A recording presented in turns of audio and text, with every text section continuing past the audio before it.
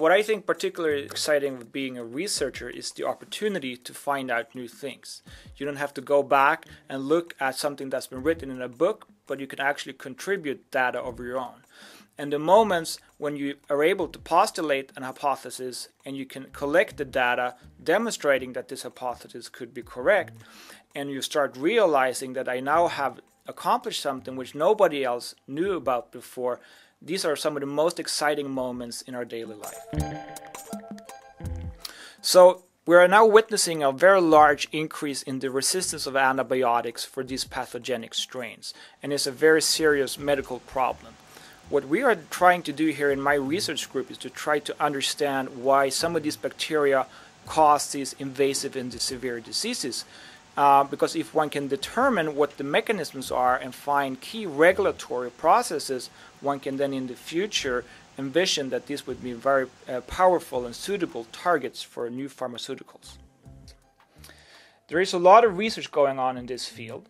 What I think make my research especially different from others is the method that we used. So we have developed a method or a technique that allows us to measure all the proteins from a bacterium, but we can do it at the same time. This will provide us with a much more detailed picture of how the bacteria adapt to different environments, how they can avoid the immune system, but also how they interact with the human host. Traditionally, what researchers have done in the past is that you would try to look at one protein at a time, and then you try to understand this extremely complicated process.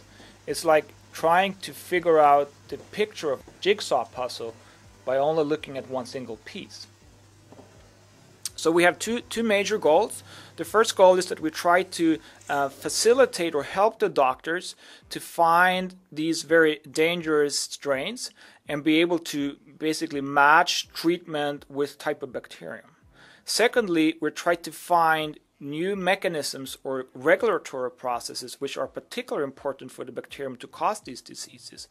If we can identify these processes, we can now also in the future envision that we can target them with new pharmaceuticals and actually specifically knock out these dangerous strains, which is opposite what is done today, where you give this very broad range antibiotics knocking out the entire population of bacteria, which is actually very negative because many of the bacterium that you have in your body are actually very good for you.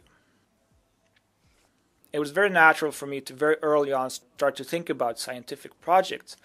However, at some point I was very much interested in bringing science to products and to work as an entrepreneur, which I actually did for a number of years. And I think that's also why I can now compare the scientific research with the world of entrepreneurship. And it's interesting because there's a lot of similarities. In particular, what I think is very important is the goal and the dedication, and you need to follow your vision. There's no predetermined path of how you should do it. There's just a lot of opportunities. And just to go from A to Z and just drive yourself towards the goal is similar in these two environments, and which I also think is what makes it so much fun.